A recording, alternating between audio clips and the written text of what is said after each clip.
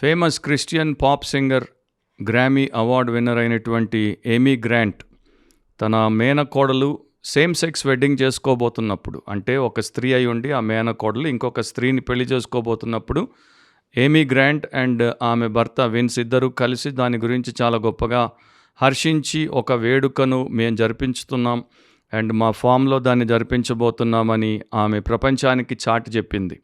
దాంతోపాటు I love those brides, ఆ పెళ్లి కూతుర్లను చూసి నేను సంతోషిస్తున్నాను అని కూడా అంది. 2 పెళ్లిళ్లలో ఇద్దరు అమ్మాయిలు పెళ్లి కూతుర్లుగా మారి ఇద్దరు అబ్బాయిల్ని పెళ్లి చేసుకుంటుంటే సంతోషించే విషయమే. కానీ ఒకే ఒక పెళ్లిలో ఇద్దరు అమ్మాయిలే ఒకరినొకరు పెళ్లి చేసుకోబోతుంటే అది సిగ్గుపడాల్సినటువంటి విషయం. కానీ ఈమె మాత్రం సంతోషించే విషయంగా ప్రకటించుకుంది. ఈమె ఒక క్రిస్టియన్ కంటెంపరీ మ్యూజిషియన్గా, సింగర్గా ప్రపంచానికి పరిచయం. ఈమె ఎన్నో క్రైస్తవ భక్తి గీతాలు ఆలపించింది. దాంట్లో ప్రపంచ స్థాయిలో చాలా ప్రాముఖ్యతను సంపాదించినటువంటి ఒక ఆంగ్ల భక్తి గీతం El Shaddai El Shaddai El ఎల్యోన్నా Adonai, age to age you are still the same by the power of the name El Shaddai ఎర్కమ్ఖా నా Adonai, we will praise and lift you high El Shaddai. ఆ మాటలు మీరు అర్థం చేసుకుంటే L Shaddai దేవుడిని, ఆయన మార్పులేని దేవుడని, ఆయన సర్వోన్నతుడని చాలా గంభీరంగా ఆ పాటలో పాడి కీర్తించింది. కానీ ఆ పాటకు పూర్తి భిన్నంగా, బైబిల్ వాక్య సత్యానికి పూర్తి వ్యతిరేకంగా ఆమె చేసినటువంటి పని మాత్రం హేయమైనటువంటిదిగా ఉంది. చాలా దారుణమైనటువంటి పాపిష్టి పనిని ఆమె చేసింది. ప్రస్తుతము క్రైస్తవ లోకం ఎంత విచిత్రంగా తయారైపోతుందంటే, సింగర్స్ కావచ్చు, ప్రీచర్స్ కావచ్చు, పాస్టర్స్ కావచ్చు, లేకపోతే క్రిస్టియన్ మిషనరీలు ఆర్ క్రిస్టియన్ ఆర్గనైజేషన్ హెడ్స్ కావచ్చు, ఆర్ నార్మల్ క్రిస్టియన్స్ కావచ్చు, వారు పాడేది, పలికేది, ప్రకటించేది ఒకటి, వారు యాక్చువల్గా నమ్మేది, నడుచుకుని చేసేటువంటిది ఇంకొకటి. ఇది చాలా విడ్డూరకరమైనటువంటి విషయం. సేమ్ సెక్స్ వెడ్డింగ్, లేకపోతే గే వెడ్డింగ్, లేకపోతే LGBTQ వెడ్డింగ్గా పేరుగాంచి, లేక ట్రాన్స్జెండర్ వెడ్డింగ్గా కూడా ప్రపంచానికి కొత్తగా పరిచయమైనటువంటి కొత్త రకపు పెళ్ళిళ్ళ గురించి చాలామంది దేవుడు వాక్యంలో దాని గురించి ఎలా ఖండించాడు, ఎలా నిషేధించాడు, ఎలా దాన్ని హేయమైనదిగా, అబామినేషన్గా ఎంచాడు అన్నదాన్ని బొత్తిగా పట్టించుకోకుండా దాన్ని పక్కన పారేసి వారికి తోచినట్టు వారు ఈ పాపమును ప్రోత్సహిస్తున్నారు, ఈ పాపమును చేస్తున్నారు. రోమీలకు రాసినప్పుడు 1వ అధ్యాయం 32వ వచనంలో, ఇట్టి కార్యములను అభ్యసించు వారు మరణమునకు తగిన వారు అను దేవుని న్యాయ విధిని వారు బాగుగా ఎరిగియుండియు వాటిని చేయుచున్నారు. ఇది మాత్రమే గాక వాటిని అభ్యసించు వారితో సంతోషముగా సమ్మతించుచున్నారు. పాపం చేసేవారు పాపం చేస్తుంటే వారితో సంతోషంగా సమ్మతించేటువంటి ఇతర పాపుల గురించి కూడా ఇక్కడ దేవుడు ఖండించి మరీ చెప్పాడు. అండ్ ఇట్లాంటి వారు చాలా ఎక్కువ. అలాంటి వారిలో ఈమె కూడా, ఏమీ గ్రాంట్ కూడా చేరిపోయిందని చాలామంది అభిప్రాయపడ్డారు. అదే టైంలో ఈ విషయాన్ని తెలుసుకుని బిల్లీ గ్రహాం కుమారుడైనటువంటి ఫ్రాంక్లిన్ గ్రహాం ఆయన ఈ మాటలు ప్రకటించాడు. లేకపోతే ఆయన సండే ఫేస్బుక్ పోస్ట్లో దీన్ని పోస్ట్ చేశాడు. ఆయన ఏమన్నాడు, దేవుడు పాపమును నిర్వచిస్తాడు, మనము కాదు. అండ్ ఆయన యొక్క వాక్యము హోమోసెక్షువాలిటీ ఒక పాపమని ఆల్రెడీ చెప్పింది. పురుష సంయోగము లేక స్త్రీ సంయోగము ప్రకృతికి వ్యతిరేకంగా, సహజ ధర్మానికి విరుద్ధంగా ఉన్నటువంటి ఆ అంశము పాపమని దేవుడు ఆల్రెడీ చెప్పాడు. ఆయన ఆ ప్రకారము చెప్పి ఏమీ గ్రాంట్ని ఆమె చేసేటువంటి తప్పు గురించి వారించాడు. అయినా కూడా అది ఆమె పెడచెవిన పెట్టడం అనేది తర్వాత మనకి తెలిసేటువంటి విషయమే. యేసు ప్రభు యొక్క ప్రేమను గురించి, లేకపోతే దేవుడి యొక్క ప్రేమను గురించి నానా రకాలుగా అపార్థం చేసుకొని వారికి ఇష్టం వచ్చినట్టు మాట్లాడడం, చేయడం చాలామందికి అలవాటైపోయింది. ఏమందంటే మనకి 2 విషయాలు ప్రభు నేర్పించాడు. ఒకటి దేవుడిని ప్రేమించుట, ఇంకొకటి మనుషుల్ని ప్రేమించుట. నేను చేసేటువంటి పని మనుషుల్ని ప్రేమించుచున్నాను కనుక చేస్తున్నాను అని సమర్థించుకోబోయింది. అదే విషయాన్ని యోహాను సువార్త 14:15లో ఎత్తి చూపుతూ ఫ్రాంక్లిన్ గ్రహాం అంటాడు, మనము ప్రభువును ప్రేమిస్తే ఆయన ఆజ్ఞలు గైకొంటాం. దేవుడిని ప్రేమిస్తే ఆయన ఆజ్ఞకు లోబడతాం. దేవుడు దేన్ని పాపం అన్నాడో దాన్ని మనం ప్రోత్సహించకూడదు, దాంట్లో మనకు పాలు ఉండకూడదు. End of quote. Biblically speaking, వాక్యానుసారంగా మాట్లాడితే అనే క్రిస్టియన్ పాడ్కాస్ట్కి యేసుక్రీస్తు ప్రభు అతి శ్రేష్టమైన, పరిశుద్ధమైన, సర్వోన్నతమైన నామమున మీలో ప్రతి ఒక్కరికి శుభాలు, స్వాగతం. మనము ప్రతి వారం దేవుడి వాక్యము నుండి జీవానికి, భక్తికి అవసరమైన సత్యాన్ని విని నేర్చుకుంటాం. మనము క్రైస్ట్ ఆలోచనకి, క్రైస్ట్ ఆదేశానికి లోబడి బ్రతికే వారం. మనము మన చుట్టూ ఉన్నటువంటి కల్చర్ ఆలోచనకి, ఆదేశానికి లోబడి బ్రతికేటువంటి వారము కాం. సో దేవుడు మనకి సత్య ప్రత్యక్షతను వాక్యము ద్వారా ఎంతో స్పష్టముగా, అమోఘముగా ఇచ్చినందుకు ఆ దేవదేవునికే సర్వకాలములు కృతజ్ఞతాస్తుతులు, మహిమ కలుగునుగాక. ఈరోజు మన ఎపిసోడ్లో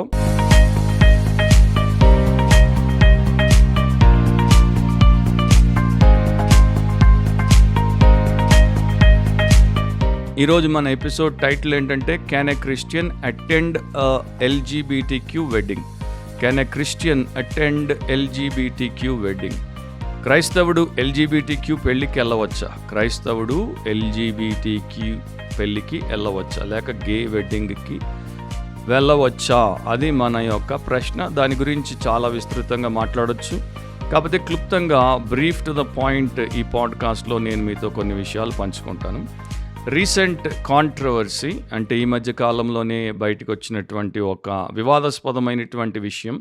అమెరికాలో ఉన్నటువంటి పాస్టర్ అలిస్టర్ బెగ్, ఆయన మరి ఒక well known, well respected pastor. అయితే ఆయన ఒక గ్రాండ్ మదర్కి ఒక రేడియో కార్యక్రమం సందర్భంలో ఇచ్చినటువంటి ఒక అన్బిబ్లికల్, అన్గాడ్లీ, అన్రైచియస్ అడ్వైస్, అంటే వాక్య వ్యతిరేకమైన, దైవ వ్యతిరేకమైన, లేక భక్తిహీనమైన అండ్ అవినీతికరమైనటువంటి సలహాను బట్టి చాలామంది సేవకులు అండ్ చాలామంది వాక్యానుసారంగా ఆలోచించి జీవించేటువంటి విశ్వాసులు బాధపడ్డారు. అండ్ ఎక్కువగా దానిని వారు ఆలోచించారు, విశ్లేషించారు, దాని గురించి వారు మాట్లాడారు.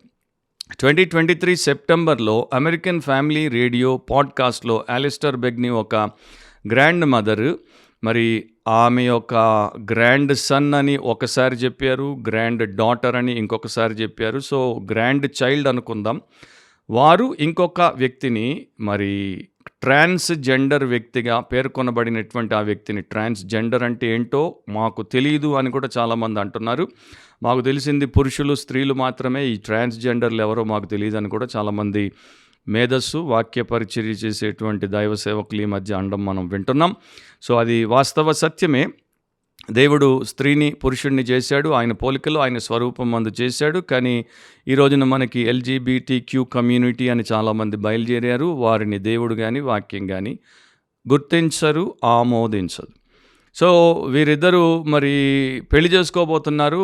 నన్ను పెళ్ళికి రమ్మన్నారు, నా గ్రాండ్ చైల్డ్, మరి నన్ను ఏం చేయమంటారు అని క్రైస్తవ గ్రాండ్ మదర్ అడిగితే, అలిస్టర్ బెగ్ ఆమెను అడిగాడు, మీరు క్రిస్టియన్ అని, మీరు దానికి వ్యతిరేకని మీ గ్రాండ్ చైల్డ్కి తెలుసా అంటే తెలుసు అని చెప్పారు. అట్లా అయితే పర్వాలేదు, మీరు ఆ పెళ్ళికి వెళ్ళండి, ఆ పెళ్ళిలో మీరు ఆ గ్రాండ్ చైల్డ్ని ప్రేమిస్తున్నట్టు రుజువు చేయండి, అండ్ ఒక గిఫ్ట్ కూడా తీసుకొని వెళ్ళండి అని ఆయన చెప్పాడు. చెప్పిన తర్వాత ఇక కాంట్రవర్సీ ప్రారంభమైంది. ఎందుకంటే అది వాక్యానుసారము కాదు, అది ఆత్మీయ జీవితానికి క్షేమం కాదు అని మంచి భక్తులు మాట్లాడారు. సరే, అలిస్టర్ బెగ్ స్కాట్లాండ్లో జన్మించాడు. ఆ తర్వాత అమెరికాకి ఆయన సేవ నిమిత్తం వచ్చాడు. 40 ఏళ్ళు అమెరికాలో ఆయన పార్క్ సైడ్ చర్చ్కి సీనియర్ పాస్టర్గా పనిచేస్తున్నాడు. చాలా పెద్ద చర్చ్, చాలా మంచి మరి పేరు ఉన్నటువంటి, ప్రతిష్ట ఉన్నటువంటి చర్చ్. అండ్ అలిస్టర్ బెగ్ ఒక ఫెయిత్ఫుల్ పాస్టర్, ప్రీచరు, బైబిల్ టీచరు, దాంట్లో ఏ సందేహము లేదు. అండ్ ఆయన ప్రపంచ ప్రఖ్యాతిగాంచాడు ఆయన యొక్క రేడియో కార్యక్రమం ద్వారా, ట్రూత్ ఫర్ లైఫ్ అనేటువంటి రేడియో కార్యక్రమం ద్వారా. సో క్రైస్తవ లోకంలో ప్రపంచవ్యాప్తంగా అలిస్టర్ బెగ్ ఒక వెల్ రెస్పెక్టెడ్ క్రిస్టియన్ లీడర్, దాంతోపాటు వెరీ గుడ్ ఆథర్, చాలా మంచి రచయిత. ఆయన వయసు దాదాపు 71 సంవత్సరాలు. కాకపోతే ఆయన ఇప్పుడు ఈ యొక్క గ్రాండ్ మదర్కి ఇచ్చినటువంటి అన్బిబ్లికల్ అడ్వైస్ని బట్టి, ట్రాన్స్జెండర్ వెడ్డింగ్లో పాల్గొని సెలబ్రేట్ చేసి గిఫ్ట్ ఇవ్వమని చెప్పడాన్ని బట్టి మరి అది పెద్ద స్కాండల్ అయిపోయింది కనుక దాని గురించి చాలామంది ఈ రోజున బాధపడాల్సి వస్తుంది. సో దీని గురించి ఆయన దృష్టికి తీసుకుని వచ్చినప్పుడు, ఆయన సంప్రదించినప్పుడు ఆయన దాన్ని కొంచెం మరి నెగిటివ్గా తీసుకున్నాడు. ఈ విషయంలో నేను రిపెంట్ అవ్వను, అంటే అలా చెప్పినందుకు నేను పశ్చాత్తాపపడను, పాపం ఒప్పుకోను, ఎవరికి క్షమాపణ చెప్పను, నేను అది ఏ రకంగా కూడా తప్పుగా చెప్పలేదని చెప్పేసి ఆయన తన్ను తాను సమర్థించుకున్నాడు. January 28, 2024 ఆయన సండే ఈవినింగ్ సర్వీస్లో కంపాషన్ అండ్ కాండెమ్నేషన్ అనుకుంటాను, నాకు సరిగ్గా గుర్తులేదు, ఒక సందేశాన్ని కూడా ఇచ్చాడు. ఆ సందేశము లూకా సువార్త 15వ అధ్యాయంలో తప్పిపోయిన కుమారుడు, తండ్రి అండ్ ఇంట్లో ఉన్న పెద్ద కుమారుడి గురించి మాట్లాడాడు. కాకపోతే దాని యొక్క ఎక్సిజీసిస్ ఈసారి చాలా పువర్గా ఉండింది. అంటే దాని వివరణ చాలా పేదగా, లేకపోతే చాలా మరి అంత వాక్యానుసారంగా లేదు. దాంట్లో ఆయన ఏం చేశాడంటే, మరి తనను ఎవరైతే వ్యతిరేకించారో, విమర్శించారో వారందరినీ కూడా ఇంట్లో ఉన్నటువంటి పెద్ద కుమారుడిగా, పరిసయ్యులుగా, లేకపోతే ఆన్లైన్లో పనిపాట లేకుండా ట్రోల్ చేసేటువంటి ట్రోలర్లుగా వారిని విమర్శించాడు. 3 రకాలుగా ప్రపంచవ్యాప్తంగా ఉన్నటువంటి దైవ సేవకులు, క్రైస్తవ విశ్వాసులు అలిస్టర్ బెగ్ యొక్క స్కాండల్కి, కాంట్రవర్సీకి వారు స్పందించారు. కొందరు నేరుగా అది ఖచ్చితమైనటువంటి పాపపు సలహా, sinful advice, completely unbiblical, ungodly advice అని చెప్పేశారు. మరికొంతమంది ఆయన వైపు వత్తాసు పలికి ఆయన చెప్పిన దాంట్లో తప్పేముంది, మనం అందరినీ ప్రేమించాలి, యేసు కూడా ప్రేమించాడు, యేసు కూడా పాపుల స్నేహితుడు, యేసు కూడా పాపుల యొక్క విందులకు వెళ్ళాడు అని సమర్థించబోయారు. కొందరు మాత్రం మరి చాలా డిప్లొమాటిక్గా, అంటే చాలా తెలివితో, మరి వారు ఆయన తప్పుపడుతున్నట్టు కాకుండా, మరి ఆయన చేసింది ఒప్పు అన్నట్టు కాకుండా, తెలుగులో అంటుంటారు చూడండి, గోడ మీద పిల్లుల్లాగా చాలా జాగ్రత్తగా వారి అభిప్రాయం చెప్పారు. కొంతకాలం క్రితము సదర్న్ బ్యాప్టిస్ట్ కన్వెన్షన్లో పేరుగాంచినటువంటి యాల్ మొహలర్, మరి ఆయన ఆ సదర్న్ బ్యాప్టిస్ట్ కన్వెన్షన్కి సంబంధించినటువంటి ఒక బైబిల్ కళాశాల ప్రెసిడెంట్, ప్రపంచంలో మరి బ్యాప్టిస్ట్ థియోలోజియన్గా పేరుగాంచినటువంటి వ్యక్తి.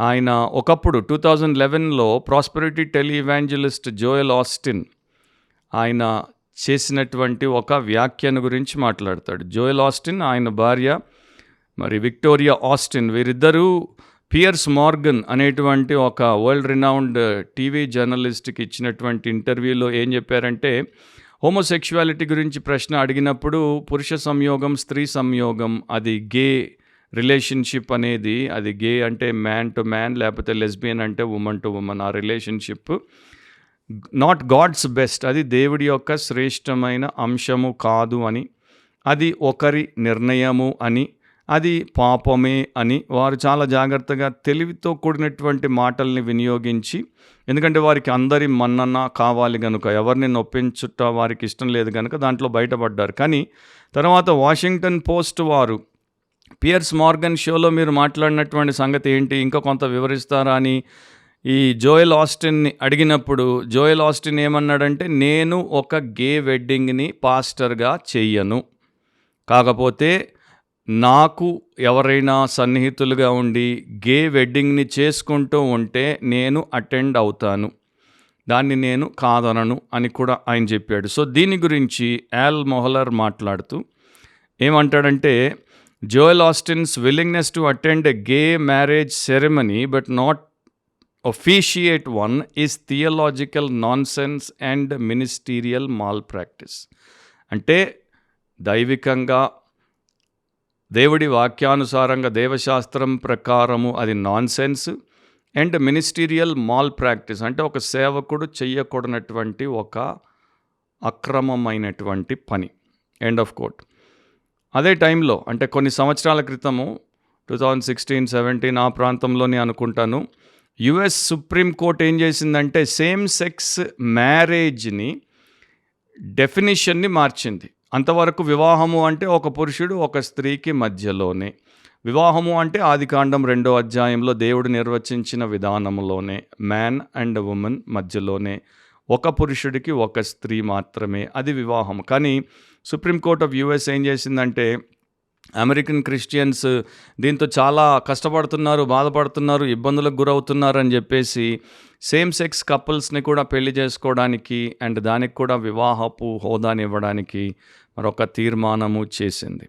అదే టైంలో NAE అని నేషనల్ అసోసియేషన్ ఆఫ్ ఇవాంజలికల్స్ అంటారు. వారు అమెరికాలో ఇవాంజలికల్ లీడర్స్ అనమాట. వారిని కూడా ప్రశ్నించినప్పుడు దాంట్లో ఆ ఇవాంజలికల్ లీడర్స్ అంటే వీరందరూ కూడా బైబిల్ కరెక్ట్, దేవుడు చేసినటువంటి కార్యము కరెక్ట్, యేసుక్రీస్తు ద్వారానే రక్షణ, పాపక్షమాపణ అని చెప్పి బోధించేటువంటి వీరందరూ దాంట్లో 61% మంది ఏమన్నారంటే, ఒకవేళ మన బిడ్డ రేపు సేమ్ సెక్స్ వెడ్డింగ్ చేసుకుంటూ ఉంటే పేరెంట్ చైల్డ్ రిలేషన్షిప్ని అంటే తల్లిదండ్రులు పిల్లల సంబంధాన్ని మనము బాధ్యతగా ఎంచి దానిని మనము విడిచిపెట్టకుండా ఆ వివాహ వేడుకకు మనం వెళ్ళుట అది మన బాధ్యత అని లీత్ ఆండర్సన్ NAE ప్రెసిడెంట్ చెప్పడం, తర్వాత ఇతర లీడర్స్ చెప్పడం, దాన్ని సమర్థిస్తున్నట్టు మాట్లాడడం అండ్ దానికి మళ్ళా అనవసరంగా బైబిల్ పదాలు గ్రేస్ అండ్ ట్రూత్ అంటే మనకి కృపా సత్యాలు రెండూ ఉండాలి, మనము సత్యాన్ని అనుసరించాలి బట్ కృప చూపాలి అని వారికి తోచినట్టు మాట్లాడారు. ఇది బిబ్లికల్ నాన్ సెన్స్. ఎందుకంటే యేసుక్రీస్తు ప్రభువే సువార్తల్లో లూకా సువార్త 14:26లో ఎన్నో వచనాలు నేను చెప్పొచ్చు కానీ సమయభావం వల్ల ఒక్క వచనాన్ని నేను చెప్తున్నాను. అక్కడ ప్రభు ఇచ్చినటువంటి ఒక ఖచ్చితమైనటువంటి ఆజ్ఞ ఏంటి, ఎవడైనను నా యొద్దకు వచ్చి తన తండ్రిని తల్లిని భార్యను పిల్లలను అన్నాదమ్ములను అక్క చెల్లెలను తన ప్రాణమును సహా ద్వేషింపకుంటే వాడు నా శిష్యుడు కానేరడు అని చెప్పాడు. సో యేసు మాటకి వ్యతిరేకంగా తల్లి చేసినా, తండ్రి చేసినా, తోబుట్టువు చేసినా, తనయుడు తనయురాలు చేసినా, లేక కట్టుకున్న జీవిత భాగస్వామి చేసినా, నీవు చేయబోయినా నీవు వారితో నిలవకూడదు, నీవు నీ సహకారాన్ని వారికి అందించకూడదు, వారిని ఎట్టి పరిస్థితుల్లో ఆ యొక్క చెడులో, పాపములో, దుష్టత్వంలో సపోర్ట్ చేయకూడదు. అట్లా చేస్తే నీవు యేసు ప్రభు యొక్క శిష్యుడవు కావు. యుఎస్లోనే, ఎందుకంటే అది ఇప్పటిదాకా కూడా క్రిస్టియన్ క్యాపిటల్గా, క్రైస్తవ రాజధానిగా ప్రపంచంలో పేరుగాంచింది. అఫ్కోర్స్ ఇప్పుడు అది క్రైస్తవ దేశముగా కూడా ఎంచబడట్లేదు, అది దురదృష్టకరమైనటువంటి విషయం. కానీ అక్కడ చాలా విషయాలు జరుగుతాయి, తర్వాత ప్రపంచం అంతటికి కూడా అవి పాకిపోతాయి. అక్కడ నుండి అన్ని దేశాల్లోనికి వచ్చి అన్ని క్రైస్తవ సమాజాలను అది ప్రభావితం చేస్తుంది. ఇది మనందరికీ తెలిసిన విషయం. యూనివర్సిటీ ఆఫ్ నెబ్రాస్కాలో ఒక కాంట్రవర్సీ అనేది ప్రారంభమైంది. దాంట్లో క్యాంపస్ క్రూసైడ్ రెస్లింగ్ టీం వారు క్రీడల సమయంలో సాక్ష్యం ఇచ్చేవారు, సువార్త చెప్పేవారు. నేను యేసుని నమ్ముకున్నాను, మీరు కూడా నమ్ముకుని పాపక్షమాపణ రక్షణ పొందొచ్చు అని చెప్తుంటే యూనివర్సిటీ ఆఫ్ నెబ్రాస్కా వారు దాన్ని అభ్యంతర పెట్టారు, అబ్జెక్ట్ చేశారు, చెప్పకూడదని. అప్పుడు వారు ఏమన్నారంటే, ఇదే యూనివర్సిటీకి సంబంధించినటువంటి చాలామంది విద్యార్థులు, తర్వాత ప్రొఫెసర్స్, తర్వాత ఫ్యాకల్టీ అండ్ వీరిలో ఉన్నటువంటి అనేకులు ఓపెన్గా హోమోసెక్షువాలిటీని ప్రమోట్ చేసినప్పుడు, ఓపెన్గా రాడికల్ పాలిటిక్స్ని ప్రమోట్ చేసినప్పుడు, ఓపెన్గా వాక్య విరుద్ధమైనటువంటి పోకడలు ప్రాక్టీసెస్ని ప్రమోట్ చేసినప్పుడు యూనివర్సిటీ ఒక్క మాట కూడా అనదు, ఆపు చేయదు. మేము పాపులకు క్షేమకరమైన శుభవార్తని చెప్తుంటే మా మీద ఆంక్ష ఎందుకు, మమ్మల్ని ఎందుకు ఆపుతున్నారు అన్నందుకు. మరి తర్వాత వారు చేసినటువంటి ఒక పాలసీ డెసిషన్ ఏంటంటే, అసలు మీరు యేసుని గురించి మాట్లాడకూడదు, రిలీజియస్ యాక్టివిటీస్ అనేవి క్యాంపస్లో జరగకుండా నిషేధం. సో ఒక మ్యాగజైన్ వారు ఆర్టికల్ ఇట్లా వేశారు ఎడిటోరియల్లో, sit down shut up for Jesus. అంటే క్రైస్తవులకు చెప్తున్నారు, నోరు మూసుకొని యేసు కొరకు కూర్చోండి. సో యేసు కొరకు మీరు నోరు తెరిచి పల్లెత్తు మాట కూడా మాట్లాడొద్దు, మీరు యేసు కొరకు నోరు మూసుకొని కూర్చోండి. దయ్యం కొరకు, సాతాను కొరకు లోకమంతా మేడమిద్దల మీదకెక్కి పెద్ద పెద్దగా పెడబొబ్బలు పెట్టి కేకలేసి అందరికీ ప్రచారం చేసినా ఎవరు ఆపరు. కానీ యేసు గురించి, యేసు సువార్త గురించి మీరు చెప్పడానికి హక్కు లేదు, అధికారం లేదు, నోరు మూసుకొని కూర్చోండి. సో ఇదన్నమాట పరిస్థితి. సో ఇట్లా చాలా పరిస్థితుల్లో మనకి ప్రపంచము అండ్ ముఖ్యంగా క్రైస్తవ లోకము కనబడుతుంది. సరే, అలిస్టర్ బెగ్ యొక్క స్కాండల్ గురించి, కాంట్రవర్సీ గురించి ఇక మంచి బిబ్లికల్ థియోలోజియన్స్గా, బిబ్లికల్ పాస్టర్స్గా, ప్రీచర్స్గా, బైబిల్ టీచర్స్గా ఎంచబడిన ప్రపంచ ప్రముఖులు స్పందించారు. దాంట్లో అపాలజెటిక్స్ మినిస్ట్రీ చేసేటువంటి జస్టిన్ పీటర్స్ దాన్ని ఖండించాడు, డగ్ విల్సన్ ఖండించాడు, ఫిల్ జాన్సన్ ఖండించాడు, ఆల్ మొహలర్ ఆల్రెడీ మీకు చెప్పాను ఖండించాడు, టాడ్ ఫ్రియల్ ఖండించాడు, జాన్ మెకార్థర్ ఖండించాడు, స్టీవ్ లాసన్ ఖండించాడు, James White, Joel Webbon and ఇంకా నేను 100 పేర్లు చెప్పచ్చు, అంతమంది దాన్ని ఖండించారు. వీరందరూ బాగా వాక్యము తెలిసినటువంటి వారు. అండ్ వీరందరూ అలిస్టర్ బెగ్ ఇట్లా చేస్తాడని మేము ఆశించలేదు, ఆయన్ని మేము ఎంతో గౌరవిస్తున్నాం, ఇప్పటికి కూడా గౌరవిస్తాం. అండ్ ఆయనకి మా విన్నపం ఏంటంటే, మీరు చేసింది మీరు ఒప్పుకోండి, విడిచిపెట్టండి. Recant and repent and be restored అని కూడా చెప్పారు. కానీ ఆయన ఎవరి మాట వినదలుచుకున్నట్టు కనబడట్లేదు. సో అలిస్టర్ బెగ్ అంటే నాకు కూడా చాలా గౌరవము. నేను కూడా ఆయన యొక్క మినిస్ట్రీ ద్వారా ఎంతో నేర్చుకున్నాను, మేలు పొందాను. కానీ ప్రస్తుతము ఆయన చేసినటువంటి విషయము చాలా హృదయ విదారకమైనది. గే, లెస్బియన్, ఎల్జీబీటీక్యూ లేక ట్రాన్స్జెండర్ వెడ్డింగ్ అనేది అసలు వెడ్డింగ్ కాదు. అది వాక్య వ్యతిరేకం, అది భక్తిహీనం, అది సహజ ధర్మానికి అసహజమైనటువంటి అంశం, అంటే అన్యాచురల్ థింగ్ అన్నమాట. సో అది దేవుడి దృష్టిలో వివాహము కాదు, దేవుడి దృష్టిలో అది ఒక వక్ర లక్షణం, పర్వర్షన్ అన్నమాట. సో దాంట్లో అనైతికత ఉంది. అండ్ దాంట్లో దేవుడిని, సర్వోన్నతుడైనటువంటి దేవుడిని ధిక్కరించేటువంటి తిరుగుబాటుదనం ఉంది. ఆయన పరిశుద్ధ క్రమాన్ని తోసివేసేటువంటి ఘోర దుష్కార్యం ఉంది. సో అట్లా ఎవరైనా మనకి ఎదురవుతే వారి కోసం మనం ప్రార్థించాలి. వారిని ప్రభు పేరట ప్రేమించి వారికి సువార్త చెప్పాలి. వారు పాపం ఒప్పుకొని విడిచిపెట్టి మారు మనసు పొంది రక్షించబడి ఆ దుష్టకరమైనటువంటి జీవితం నుండి బయటపడాలని దేవుడి దగ్గర వేడుకోవాలి. చాలామంది బయటకు వచ్చిన వారు కూడా ఉన్నారు. అండ్ దాన్ని వారు చక్కగా ఇతరులకు, అలాంటి వారికి ఏంటో చెప్పి వారిని కూడా బయటికి తీసుకురావడానికి సేవ చేస్తున్నారు. సో అదొక పాపము గనుక, అదొక సిన్ గనుక, అబ్సల్యూట్ సిన్ గనుక దాన్ని సెలబ్రేట్ చేయలేం. అంటే పాపమును వేడుకగా, పాపమును విందుగా, పాపమును ఉత్సవముగా, సంబరముగా ఎవరు కూడా చెయ్యకూడదు. అట్లా చేస్తే దేవుడిని ధిక్కరించి, దేవుడిని సింహాసనం మీద నుండి దించేసి మరి దయ్యాన్ని సింహాసనం ఎక్కించి కూర్చోబెట్టినట్టే అవుతుంది. సో ఇక్కడ మనకి సెంటిమెంట్లు, ఇక్కడ మనకి ఇమోషన్స్, ఇక్కడ మనకి ఫీలింగ్స్, ఇక్కడ మనకి మరి ఈ యొక్క ఇమోషనల్ బ్లాక్మెయిలింగ్, లేకపోతే కల్చరల్ డిక్టాట్, లేకపోతే సొసైటల్ ప్రెషర్, ఇవన్నీ అవసరం లేదు. మనకి ఇక్కడ కావాల్సింది ఏంటంటే స్క్రిప్చురల్ కన్విక్షన్, లేఖనపరమైనటువంటి నిర్దిష్ట నిర్ణయం, అవగాహన. అండ్ ఇక్కడ మనకు కావాల్సింది ఏంటంటే యేసు పక్కన ఆయన యొక్క దాసులముగా నిలబడుట, దేవుడి కొరకు సరైన విషయమును సరైనదిగా ఎంచుట. నేను చాలా కారణాలు ఇవ్వచ్చు, కానీ పాడ్కాస్ట్ పెద్దదైపోతుంది కనుక నేను రెండు బ్రీఫ్ కారణాలు ఇస్తాను. ఎందుకు ఇది గే లేక ఎల్జీబీటీక్యూ వెడ్డింగ్ అనేది వెడ్డింగ్ కాదు, దాంట్లో మనం ఎందుకు పార్టిసిపేట్ లేక పాల్గొనకూడదు. ఒకటి, గే marriage is not a marriage. ఈ గే వివాహము అది వివాహము కాదు, అది పెండ్లి కాదు. వచనాలు మనకి తెలుసు. ఆదికాండం 2వ అధ్యాయం 18 నుండి 25 వరకు దేవుడి క్రమం, సృష్టి క్రమం. ఆయన ఒక పురుషుడికి ఒక స్త్రీని ఏర్పాటు చేసి వారిని వివాహములో జతపరిచాడు. ఇది పరిశుద్ధ వివాహ క్రమం.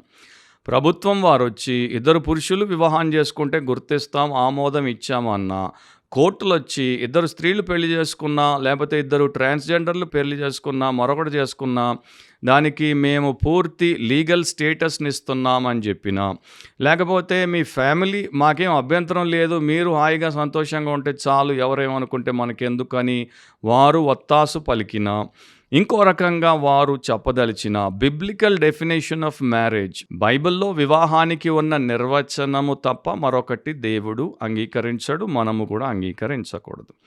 మత్తయి సువార్త 19వ అధ్యాయం 4, 5, 6 వచనాలు యేసుప్రభు ఇట్లా చెప్పారు. ఆయన సృజించిన వాడు ఆది నుండి వారిని పురుషునిగాను స్త్రీనిగాను సృజించననియు, ఇందు నిమిత్తం పురుషుడు తల్లిదండ్రులను విడిచి తన భార్యను హత్తుకొనును, వారిద్దరును ఏక శరీరముగా ఉందురని చెప్పినని మీరు చదవలేదా? కాబట్టి వారికను 2 కాక ఏక శరీరముగా ఉన్నారు, కనుక దేవుడు జతపరిచిన వారిని మనుష్యుడు వేరుపరచకూడదని చెప్పెను.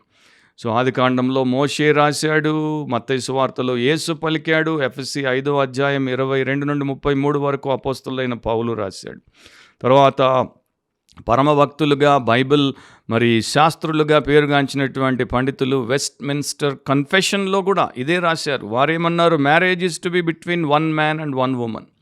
వివాహం అనేది ఒక పురుషుడు మరియు ఒక స్త్రీకి మధ్యలో మాత్రమే జరగాల్సినటువంటి విషయం, అంతే ఖరాఖండిగా. సో గే మ్యారేజ్ అనేది బొత్తిగా లేదు. లేవియ కాండంలో ఖండించబడింది, రోమీలకు రాసిన పత్రిక 1లో ఖండించబడింది, 1 కొరింథీ 6లో ఖండించబడింది, 1 తిమోతి 1లో ఖండించబడింది. మొదటి తిమోతి 1:9-10 గమనించండి. ధర్మశాస్త్రము ధర్మ విరోధులకును, అవిధేయులకును, భక్తిహీనులకును, పాపిష్టులకును, అపవిత్రులకును, మత దూషకులకును, పితృహంతకులకును, మాతృహంతకులకును, నరహంతకులకును, వ్యభిచారులకును, పురుష సంయోగులకును, అండర్లైన్ చేయండి, గే లేక లెస్బియన్లు అందరు ఇక్కడికే వస్తారు, ఎల్జీబీటీక్యూ, మనుష్య చోర్లకును, అబద్ధికులకును, అప్రమాణికులకును, హితబోధకు విరోధి అయిన వాడు మరి ఎవడైనను ఉండిన యెడల అట్టివానికి నియమింపబడెను గాని. సో గే మ్యారేజ్ అనేది అసలు డస్ నాట్ ఎగ్జిస్ట్. గే వివాహము దేవుడి సృష్టిలో, లోకంలో, దేవుడి దృష్టిలో లేదు, క్రైస్తవుడికి కూడా ఉండదు. రెండవది, a gay wedding is gross disobedience of holy scriptures. So ఒక గే వివాహము, గే పెళ్ళి దేవుడి పరిశుద్ధ లేఖనాలకు పూర్తిగా అవిధేయతను చూపుట. ఎందుకంటే పాపమును సెలబ్రేట్ చేయకూడదు, కానీ దాంట్లో సెలబ్రేషన్ ఉంది. పాపమును, అబద్ధమును సత్యముగా మనం ప్రకటించకూడదు, దానికి సాక్ష్యం ఇవ్వకూడదు, దానితో మనము సహకరించి నిలబడకూడదు. అదే అక్కడ జరుగుతోంది. ఇప్పుడు వివాహము ఒక చర్చ్ బిల్డింగ్లో జరిగిన, బ్యాంక్వెట్ హాల్లో జరిగిన, ఫంక్షన్ హాల్లో జరిగిన, ఇంటి ముందు జరిగిన, మరో చోట జరిగిన, ఎందుకంటే ఈ రోజుల్లో చాలామంది వివాహాలు రకరకాలుగా చేసుకుంటున్నారు, వెరైటీ ఆఫ్ వివాహాలు మనం చూస్తున్నాం. బీచ్ మీద చేసుకుంటారు, గార్డెన్ వెడ్డింగ్ అంటారు, లేకపోతే గాల్లో వివాహం చేసుకుంటారు. ఆ యొక్క మరి బలూన్ పైకి లేస్తున్నప్పుడు ఆ బుట్టలో ఇద్దరు ఉండి పెళ్లి చేసుకుంటారు పాస్టర్ని పెట్టుకొని. సో రకరకాలు ఎక్కడ జరిగిన వివాహము అది ఒక సెరిమనీ, అది ఒక సంబరము అనేది గుర్తుపెట్టుకోవాలి. అది క్రిస్టియనా లేకపోతే సెక్యులరా అనేది పక్కన పెట్టేస్తే, ఇప్పుడు రోమీలకు రాసినప్పుడు 1:24-27 వరకు దేవుడి వాక్యము ఇలాంటి వారి గురించి ఏం చెప్తుందో వినండి. ఈ హేతువు చేత వారు తమ హృదయముల దురాశలను అనుసరించి తమ శరీరములను పరస్పరము అవమానపరుచుకున్నట్లు దేవుడు వారిని అపవిత్రతకు అప్పగించారు. సో ఇది వారి పరిస్థితి. అటివారు దేవుని సత్యమును అసత్యమునకు మార్చి సృష్టికర్తకు ప్రతిగా సృష్టమును పూజించి సేవించిరి. యుగముల వరకు ఆయన స్తోత్రార్హుడై ఉన్నాడు. ఆమెన్. అందువలన దేవుడు తుచ్చమైన అభిలాషలకు వారిని అప్పగించెను. వారి స్త్రీలు సహితము స్వాభావికమైన ధర్మమును విడిచి స్వాభావిక విరుద్ధమైన ధర్మమును అనుసరించిరి. అటువలే పురుషులు కూడా స్త్రీ యొక్క స్వాభావికమైన ధర్మమును విడిచి పురుషులతో పురుషులు అవాచ్యమైనది చేయుచు తమ తప్పిదమునకు తగిన ప్రతిఫలమును పొందుచు ఒకరి ఎడల ఒకరు కామతప్తులైరి. ఆ పదాలన్నీ మీరు మెల్లగా చదవండి, ధ్యానించండి, నేను ఇప్పుడు వివరించను. కానీ అది మరి దేవుడు అలాంటి యూనియన్ని ఎన్ని రకాలుగా చెప్పాడు. హృదయానికి ఉన్న దురాశను అనుసరించుట, శరీరమును పరస్పరము అవమానపరుచుకొనుట, దేవుడు అపవిత్రతకు వారిని అప్పగించాడు. వారు దేవుడి సత్యాన్ని అసత్యంగా మార్చారు. తర్వాత వారు దేవుడు తుచ్చమైన అభిలాషలకి వారిని ఎందుకు విడిచిపెట్టాడంటే వారు అట్లాంటి దానికి వారిని వారు అప్పగించుకున్నారు కనుక. స్త్రీలు పురుషులు అందరూ స్వాభావిక విరుద్ధమైన పనులు చేస్తున్నారు కనుక అవాచ్యమైనది అండ్ తప్పిదం అది, దానికి వారు ప్రతిఫలం పొందుతారు. సో వారి తప్పిదంలో, వారి దుష్కార్యంలో, వారి అపవిత్రతలో నువ్వు నేను ఎట్లా పాల్గొంటాం? వీరు ఎవరైనా కావచ్చు, వీరు ఫ్యామిలీ మెంబర్ కావచ్చు, వీరు చైల్డ్ కావచ్చు. ఇప్పుడు అమెరికా సంగతి మనకెందుకులేండి బ్రదర్ అని మీలో కొంతమంది అనుకోవచ్చు. అమెరికాలో జరిగేదే ఇండియాకు వచ్చింది, ఇండియాలో జరిగేదే ఆంధ్రప్రదేశ్కి వచ్చింది, ఆంధ్రప్రదేశ్లో జరిగేదే తెలంగాణకు వచ్చింది. ఇప్పుడు మా హైదరాబాద్లో కూడా ఇది ఒక పెద్ద పీడగా మారింది. సడన్గా ఒకరోజు వచ్చేసి అబ్బాయి అంటాడు, డాడీ మమ్మీ నేను ఒక గేని. సడన్గా ఒకరోజు నా అమ్మాయి ఫ్రెండ్ వచ్చేసి తల్లిదండ్రులకు చెప్తుంది, మీకు తెలుసో లేదో మీ అమ్మాయి చెప్పడానికి జంకుతోంది, అయితే మీ అమ్మాయి ఒక లెస్బియన్, అబ్బాయిల్ని పెళ్లి కోసం చూడొద్దంటుంది, అమ్మాయిని పెళ్లి చేసుకుంటానంటోంది. ఇది అన్యుల కుటుంబాల్లో జరుగుతోంది, క్రైస్తవ కుటుంబాల్లో కూడా జరుగుతోంది. విషాదకరమే, విచిత్రమే, విడ్డూరమే, కానీ ఇది ఒక వాస్తవము. మర్చిపోవద్దు, త్వరలో ఇట్లాంటివి మనము ఎవరము ఫేస్ చేసినా కూడా ఆశ్చర్యపోవాల్సిన అవసరం లేదు. సో ఇక్కడ 3 విషయాలు. ఒకటి, ఇట్ ఈజ్ ఎ సెరిమోనీ, అంటే అది ఒక సాంప్రదాయబద్ధమైన లేక సాంప్రదాయం లేకపోయినా అది ఒక కార్యక్రమం. మతం ఉన్నా మతం లేకపోయినా అది ఒక కార్యక్రమం. దాంట్లో కుటుంబ సభ్యులు, తర్వాత స్నేహితులు, తర్వాత సన్నిహితులు, దాని తర్వాత శ్రేయోభిలాషులు అందరూ కూడా దాంట్లో పాల్గొంటారు. మరి క్రిస్టియన్ వెడ్డింగ్‌లో మనం చూసేది ఏంటంటే, మరి అక్కడ వౌస్ అనేవి ఉంటాయి. అంటే అక్కడ ఇద్దరి మధ్యలో ప్రమాణాలు ఉంటాయి. తర్వాత వీరిద్దరూ పెళ్లి చేసుకోబోతున్నారు. వీరి గురించి ఎవరికైనా అభ్యంతరం ఉంటే ఇప్పుడే అభ్యంతరం ఏంటో తెలపండి. తెలిపిన తర్వాత ఇక వీరి వివాహం అవ్వాలో అవ్వకూడదో పెద్దలు నిర్ణయిస్తారు. ఒకవేళ అభ్యంతరం లేకపోతే ఇక జీవితకాలం వీరి గురించి మీరు ఎక్కడ ఎవరితో ఏం మాట్లాడకూడదు. వీరు జత చేయబడతారు. సో అక్కడ మనం సైలెంట్ విట్నెస్గా ఉంటున్నాం. ఇది తప్పు అని మనకు తెలిసినా కూడా అభ్యంతరం ఉంటే తెలపండి అంటే నోరు మూసుకొని కూర్చున్నవారు, దాంట్లో పార్టిసిపేట్ చేసేవారు ఏం చెప్తున్నారు? చెప్పకనే మాకు అభ్యంతరం లేదు, మేము దీనికి సాక్షులం, వీరిద్దరు చేసేది మంచి పనే అని ఒప్పేసుకుంటున్నాం కదా. ఇంకా చాలా ఉంటాయి. అండ్ దాని తర్వాత ఇట్ ఈజ్ ఎ సెలబ్రేషన్. అదొక సంబరం, అదొక వేడుక, అదొక ఉత్సవం, అదొక విందు. అందుకనే పెళ్లి పత్రికల్లో రాస్తారు, join us as we celebrate. అంటే మేము ఈ సంబరం జరగకపోతుండగా మీరు మాతో కలిసి రండి.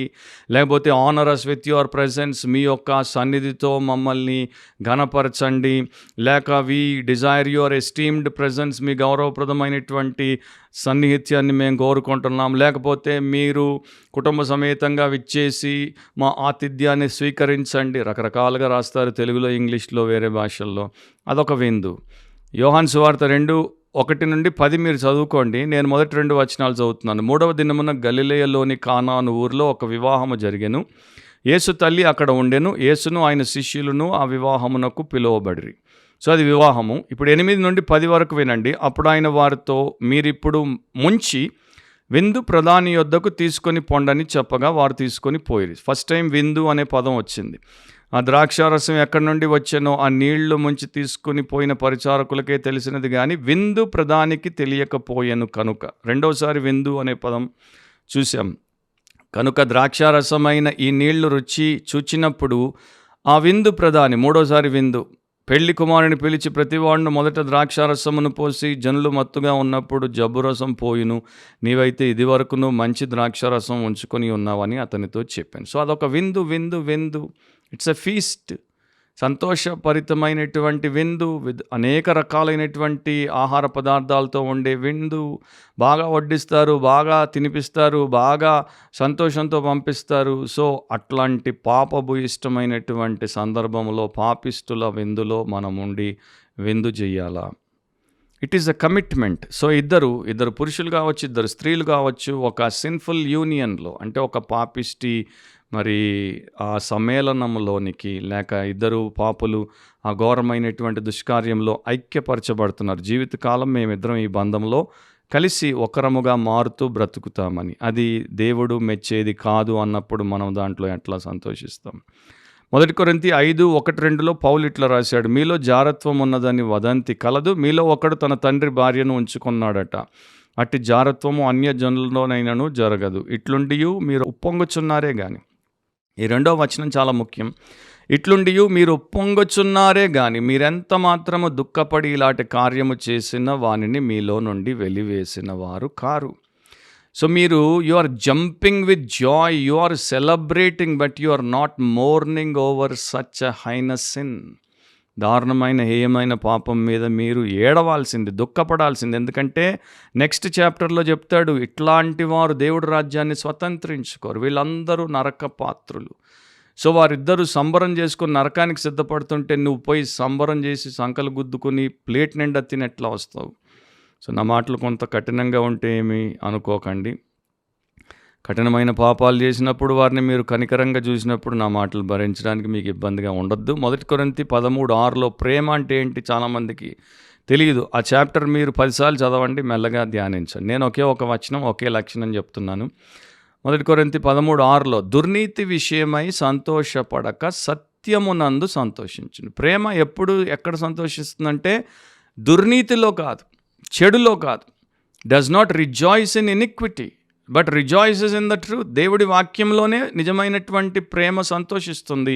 దేవుడి వాక్యానికే సంపూర్ణముగా అది ఆమోదముద్రను వేస్తుంది, మరో దానికి వేయదు.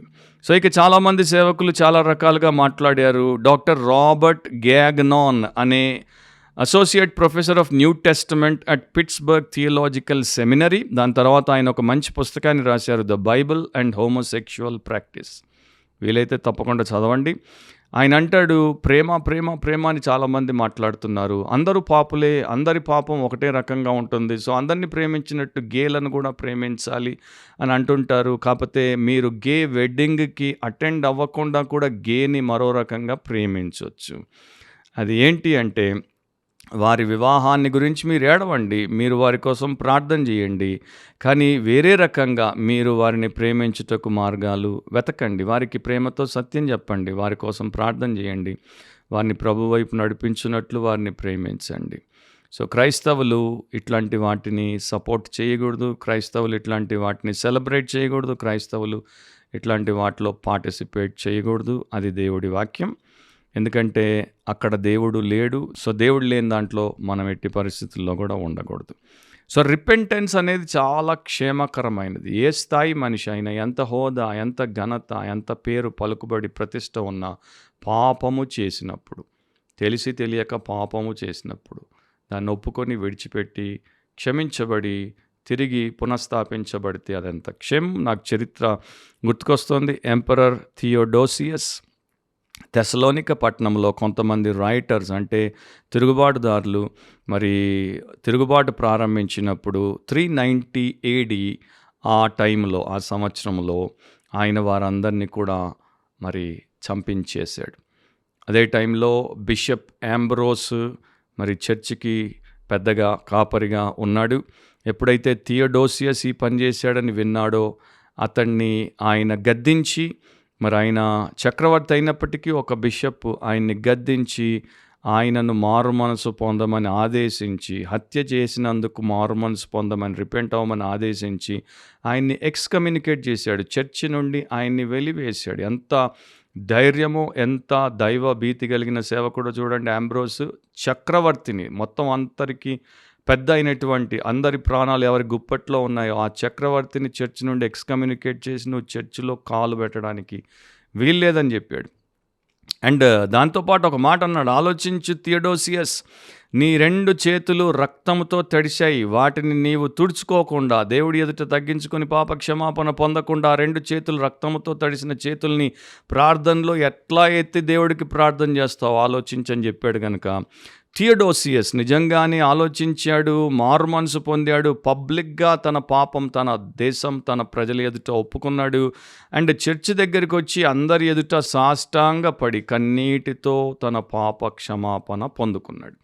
సో ఒక ఎంపరర్ పబ్లిక్గా అంతగా తన్ను తాను హంబుల్ చేసుకొని, తగ్గించుకొని దేవుని ఎదుట తన జీవితాన్ని సరిచేసుకున్నప్పుడు, ఆయన యొక్క విషయమును స్క్రిప్చురల్గా సెటిల్ చేసుకున్నప్పుడు, సెన్సిబుల్గా సెటిల్ చేసుకున్నప్పుడు, మిగతా వారి సంగతి ఏంటండి? మనము ఒక ప్రైమ్ మినిస్టర్ అయితే, మనం ఒక పాస్టర్ అయితే, మనం ఒక పెద్ద వరల్డ్ రినౌండ్ ప్రీచర్ అయితే, ప్యూన్ అయితే, పాపి పాపమును ఒప్పుకొనుట, విడిచిపెట్టుట, క్షమించబడుట, శుద్ధి చేయబడుట, తిరిగి స్థాపించబడుట దేవుడి విధానం అందరికీ వర్తిస్తుంది. సో ఈ ప్రకారము అందరూ ఉంటే బాగుండేది. కానీ దురదృష్టం, దుఃఖకరమైన విషయం ఏంటంటే అందరూ అట్లా ఉండట్లేదు. ఇక దానికి వారే బాధ్యులు. కానీ మనం వారి కొరకు ప్రార్థించాలి. మనం మాత్రం మళ్ళా మన యొక్క ప్రశ్న ఏంటి అంటే, can a Christian attend LGBTQ wedding? క్రైస్తవుడు LGBTQ పెళ్ళికి వెళ్ళవచ్చా? మీరందరూ నాతో అంటారని నా ఆశ, నా ప్రార్థన. వెళ్ళకూడదు, వెళ్ళవద్దు, వెళ్ళము. అది మన రైట్ఫుల్ జవాబు. సో దేవుడు మనలో, మన ద్వారా మహిమపరచబడాలి. మనం జీవానికి, భక్తికి సంబంధించిన ప్రతి విషయంలో దేవుడు మెచ్చేటట్టు, దేవుడు మహిమ పొందేటట్టు, ఇతరులకు నిజమైన మేలు కలిగేటట్టు మసులుకోవాలి. అలాంటి కృప దేవుడు మీలో ప్రతి ఒక్కరికి అనుగ్రహించునుగాక. ఆమేన్. మరోసారి బిబ్లికలీ స్పీకింగ్, వాక్యానుసారంగా మాట్లాడితే అనే క్రిస్టియన్ పాడ్కాస్ట్లో మనం కలుసుకునేంత వరకు మర్చిపోవద్దు. వాక్యానుసారంగా ఆలోచించండి, వాక్యానుసారంగా కోరుకోండి, వాక్యానుసారంగా మాట్లాడండి, వాక్యానుసారంగా ప్రవర్తించండి, వాక్యానుసారంగా జీవించండి. అప్పుడు అన్నింటిలో దేవుడు ఆనందిస్తాడు, ఆశీర్వదిస్తాడు. God bless you all. Amen.